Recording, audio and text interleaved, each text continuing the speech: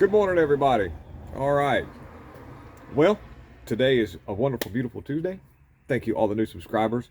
And get to it right quick. Let's place near and dear to me right here is North Carolina.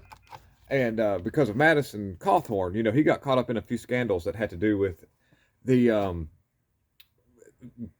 So he calls out everybody in his in the office that he works, or the uh, the House of Representatives, I guess you call it. He said they're having these parties where they invited him to do drugs, and there were orgies. And these are really old people. He was like, wow, this is crazy. Well, by the way, my buddy Shannon calls them wrinkle parties, which kind of fits the criteria. Well, ever since that happened, Kevin McCarthy's had a smear campaign that's run against him, which cost him a really tight race in the primaries in North Carolina. And now they're into him with an ethics probe that has to do with cryptocurrency. And it pretty much just talks about that they're going to this is actually they call it, the committee is investigating a North Carolina Republican over questions of whether he had an improper relationship with a person employed on his congressional staff, the panel says. The House Ethics Committee is investigating the controversial Representative Republican Madison Cawthorn for his possibly improper promotion of cryptocurrency in which he may have had an undisclosed financial interest, the panel revealed Monday. Okay, so this is all routine, and I like Madison's Cawthorn's response. He said, wow, that must be still a problem for the swamp. They're still coming for me. That's a tweet that he put out. And we'll see him again. I think he's a great dude. I think there's going to be some more energy coming out of him. He's going to help other people. As a young guy, he's still got a lot to learn, but that's good. He's eager. He's got some of that energy we need.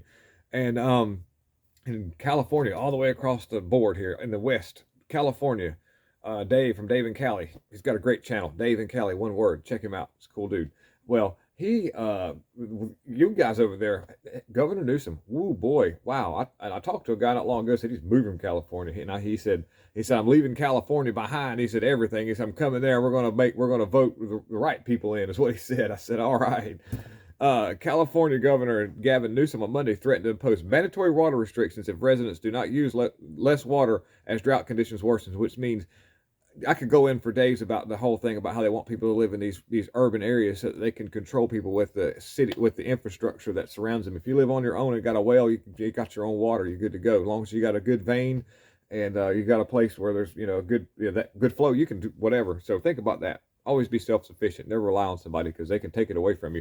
By the way, I harp on these things too. These bring it to your doorstep food people. I can understand if it's a have to thing, if you're disabled or old or both or whatever. But when you just don't want to go somewhere and you don't want to go to the grocery store, you'll be wishing you had done that, because the grocery stores and all these people will change how they operate, and they will rely on these leftist companies that are being implemented to bring your food. And the only way that it'll happen is if you meet the criteria that they like.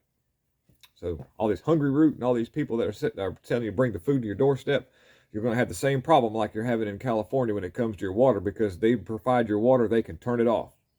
Like your mama says, I brought you life, I can take it back.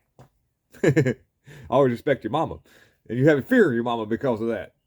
Anyhow, every water agency across the state needs to take more aggressive actions, which is a quote of, this is a quote, by the way, to communicate the drought emergency, implement conservation measures, Newsom said in a statement.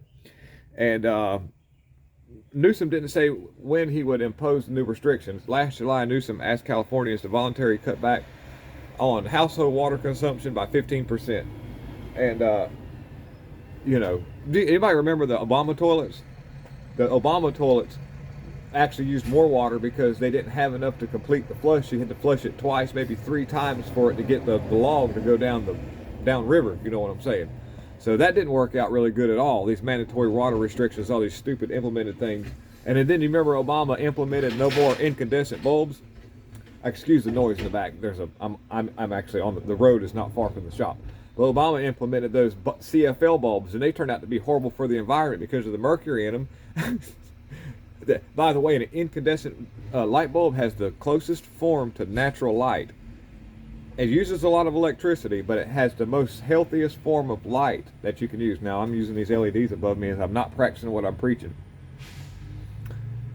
Could be affecting me up there. But anyways, Hedge fund. By the way, at the end of this video, I'll be doing some people picking stuff, which means checking what's come up with our 2020 integrity process. That's basically I can do that if anybody knows my code. The hedge fund CEO GOP candidate David McCormick files lawsuit in PA. GOP Senate primary race demands undated papers. Well, this is a teaser for what's at the end. Undated papers that arrive late to be counted. He wants them to take the things that you filled out for who you choose your leader and put them and count them anyways, even though there's no date. They did have a law where they say that as long as it was backdated. They did. These aren't even backdated. These are just not dated. So it's wrong to even have a backdated whatever that is. Well, I can't say what it is, but you know what I'm talking about. But now this guy's going to file a lawsuit to have these ones that aren't even dated. For real. Okay? And his name is Mike McCormick. He's filing a lawsuit in PA. Man, that's what's happening. He's a hedge fund CEO, by the way, too. So think about that. Can you say Bernie Sanders? Or no, what? Bernie Madoff. Bernie Madoff. Same thing. Bernie's a Bernie. Weekend at Bernie's, that guy was dead. And nobody knew it.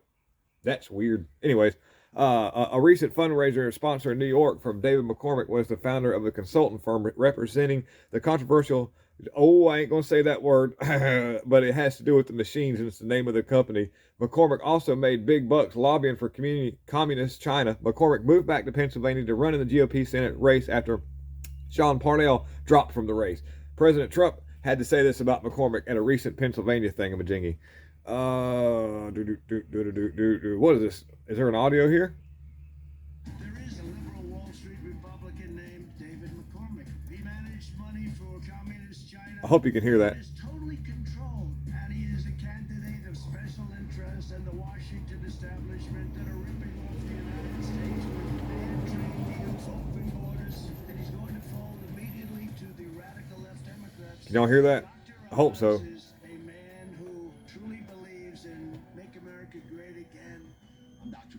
I approve this message. Okay, well, that's what Trump said, and so there are still these V words to count. I think today they're still doing this. This is like not even a joke. All right, let's see this. And by the way, Never Trumper opens a rally for Brian Kemp and Turncoat Mike Pence in Georgia. Yeah, this is fire right here. This is how you know that they're like, man. So check this out. At this rally, it should not be a surprise that Never Trumper leader Eric Erickson opened the rally for Kemp and Pence.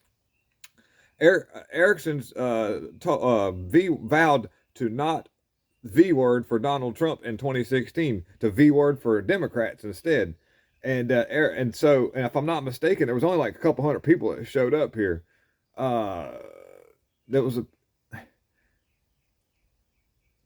Tonight, Erickson was opening for Brian Kemp. I'm reading about the article, and the rally looked like a sausage factory. There were only men spotted in the crowd of a couple of 100. that's really, and anyways, that there was just a terrible turnout. They didn't have anybody show up. There was no energy at all. It was just a pretty much one-sided crowd, and then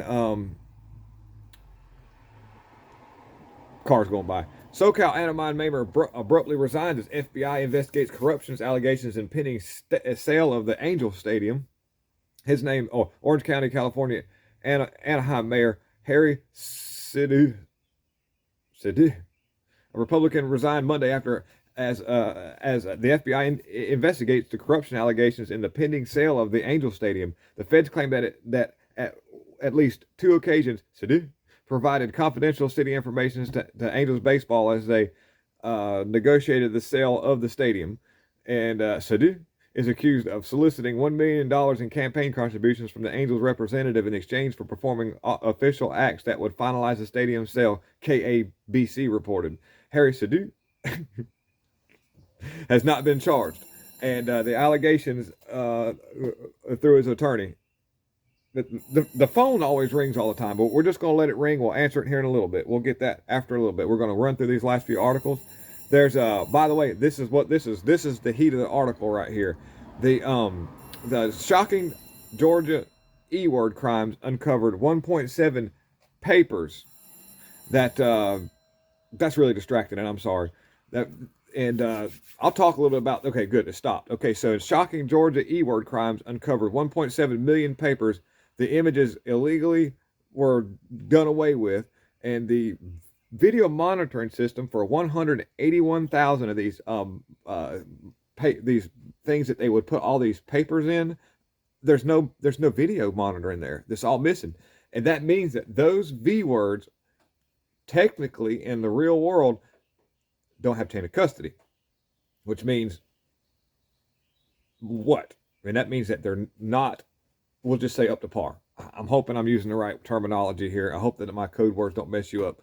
But the V Word GA is a nonprofit, nonpartisan, tax exempt organization created by coalitions of citizens working to restore this E word integrity in Georgia. That where Stacey the Tank Abrams is currently gobbling up all your food, water, and air, by the way, and she's probably driving a huge vehicle and dumping tons of gas in it to go do so. Uh, so in there, if they're gonna force us to take a jab, they need to force her to take a lap, one of those band things where you have in your stomach where it can't hold it so much. That way you can act. It'll be enough for everybody to go around. And the press conference Monday, they have identified more illegal actions from this 2020 thing that happened in the state. And so just to let you know that that movie that came out is making one heck of a headway. And I'm telling you what, the phone will not stop ringing. And so let me see here. One other thing. I'll tell you what, let me stop this and I'll go right back. Well, all right, I'm back again. I don't have much left to do here. Get this last little bit out. So we talked about what happened in Georgia. Okay, I'm trying to recap here to get my thoughts back together. The Michigan Board of the E-Words tosses top Republican candidates from governor's race, including James Craig, Perry Johnson, claimed they did not turn in enough valid signatures. Huh, that's really weird. The Michigan Bureau of E-Words, a corrupt group that allowed the 2020 state E-word to be taken from the people by hundreds of these paper traffickers, and tens of thousands of these papers. They were not up to par. Republican candidates for the upcoming gubernatorial E-word.